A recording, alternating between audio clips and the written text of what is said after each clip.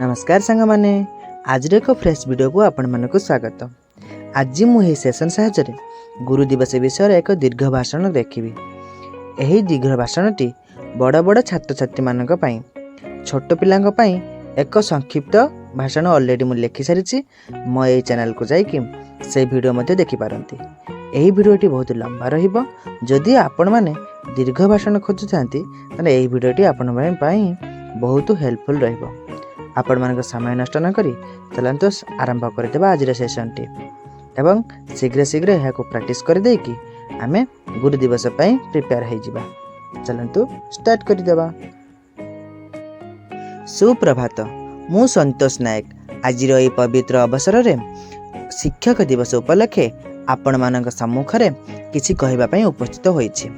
प्रथमे मु आम आदरणीय अध्यापक माने सम्मानीय प्रधान आचार्य जी वो प्रिय सहपाठी मानक मोर श्रद्धा व सम्मान एवं स्नेह प्रदान करुछि। आज दिनटी शिक्षकों प्रति आमर अनेक कृतज्ञता व सम्मानर प्रतीक दिन अटे। शिक्षक हेउछन्ति समाज उन्नतिर पथ प्रदर्शक। सेमाने आमको केवल पाठ्यपुस्तक ज्ञान देई नाहंती बरं सद्गुण शिष्टाचार व नीति नैतिकतार शिक्षा देइथांती। शिक्षकों को साधारणतः द्वितीय अभिभावक बोली कहा जाए, कारण सेमाने आमर चरित्र भविष्यत व स्वप्न गुड़ी को सठिक दिगांतर रे गढ़ी थांती। सेमानक बिना आम समाज रे शिक्षा संस्कार व प्रगतिर पथ संभव नुहे। आम जीवन रे शिक्षकों स्थान पितामाता पर सबुठारु उच्च। सेमाने केवल ज्ञानर दाता नुहे, मानवतार मूल्य नीति नैतिकता व जीवन सठिक मार्ग देखाई थांती। शिक्षक माने आमको अज्ञातार अंधकारु ज्ञानर आलोक दिग को आनी थांती। सेमानक प्रेरणा व शिक्षा बिना काहारी जीवन सफलतार शिखर को पहुंची पारे नहीं। शिक्षक दिवस आमको अनेक मूल्यबोध शिखाई थाए।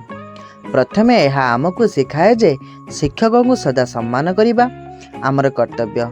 सेथिपई आमे जानि पारु जे ज्ञान हेउछि सबुठारु बड़ संपद व एहाकु आमे सततार सहित अंगीकार करिबा उचित।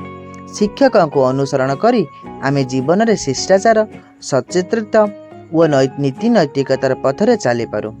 एही दिनटी आमको सेथिपई मध्य शिखाए जे शिक्षकों प्रति सदा कृतज्ञ होई रहिबा आवश्यक। सबु शेषरे शिक्षकों प्रेरणा आमको समाज व देश पई निष्ठापूर्ण भावे सेवा करिबार पथ देखाई थाए।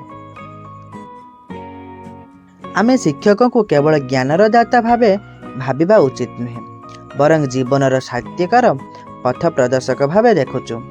सेमानक अनेक परिश्रम त्याग व निष्ठा द्वारा आमर भविष्य गढ़ा जाए। तेणु आज दिन रे आमे समस्त शिक्षकों प्रति आमर स्नेह प्रेम प्रकाश करुछु। शिक्षकों को सम्मान करिबा, सेमानक पाद पद्म रे श्रद्धा व कृतज्ञता जणाइबा केवल एक कर्तव्य नुहे, एक पवित्र कार्य मध्य। सेमानकु यथार्थ सम्मान देबा माध्यम रे आमे साहित्यकार छात्रतार प्रमाण देइथाउ।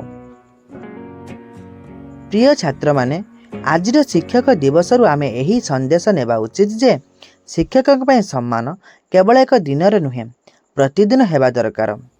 सेमानक शिक्षा व परामर्श को जीवन रे अंगीकार करी आमे सतपथरे चलिबा को शिखिबा उचित।